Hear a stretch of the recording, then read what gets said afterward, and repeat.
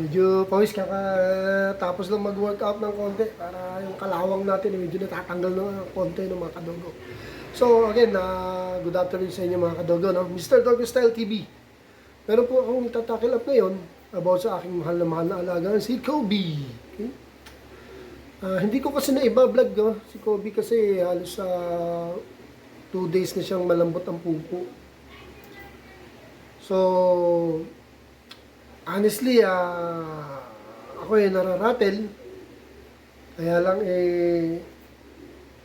binibigyan naman natin siya ng tamang gamot. Kasi sa tagal ko nang nagbe-breed, alam naman po natin kung ano mga tamang gamot. Yung mga nareseta sa atin noon na dapat para doon sa mga nagtatae. So, ayun, mga kadogo, no. Si Kobe po sad to say 2 days ng malambot ang pupo, kaya medyo nag-worry ako. Hindi naman ako makapagpalit ng diet, no? Dahil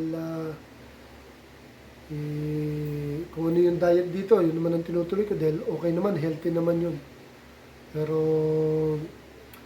medyo may kalambutan talaga. So, mga kadugo, ingat lang tayo sa mga pagkapagkain kasi si Kobe talagang alagang-alaga yan. Even wala tayong pera, even wala tayong biglang mahingian na tulungan tayo kung ano yung dapat na budget o dapat na gamot, ginagawa naman natin lahat ng paraan para sa ating alaga, syempre. Kasi ang hirap yung napagdaanan ko last year, di ba, 3 silang nawala. So pag nagkakasakit yung aso ko, parang gusto ko na kagad sumuko kasi hindi naman tayo mayaman para i-sustain yung mga pangangailangan. So, parang napakahirap na. Siguro kasama na rin yung yung parang, hindi lang parang, hindi totoo, yung ating takot na tayo na magkasakit yung ating alaga. 3 yung nawala sa akin, mga kadogo. So talagang ang hirap. Yung biglaan, hindi natin kagad magamot. At maraming relate sa ganung sinabi ko. Kasi hindi naman po lahat ng tao ay mayaman. At hindi naman lahat ng tao ay meron tayong agad-agad na mahinga ng konting tulong para sa health ng ating alaga. Talagang tayo na bilang breeder na mag-handle dito. Yun ang mahirap dun.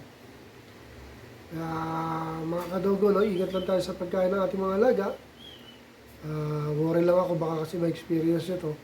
Gamutin natin kung ano ang tama natin dapat na igamot sa kanila. Especially yung pagkain dapat tama. Okay?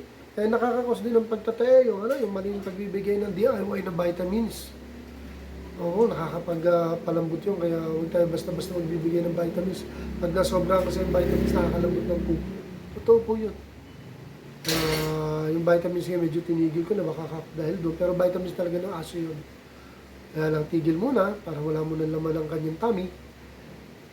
Unti-unti lang, ang ating binibigyan na pagkain sa kaya, if possible, may more on fiber ang pagkain. Ang purpose ng vlog ko, mag-ingat tayo sa pagkain, mga kadogo. Fault ko rin siguro dahil may napakain akong alam kong pag ginagana niya, dumudumi siya na malambot. Tinuloy-tuloy ko for 2 days dahil nga medyo mura. So yun lang mga kadogo, remind ko lang kayo, ingat tayo sa mga pagkain para save din ang ating mga alagang aso. Okay, yun lang po. Ito na lang po muna, Mr. Doggo Style TV. Next time na lang po ulit. God bless. Thank you for watching.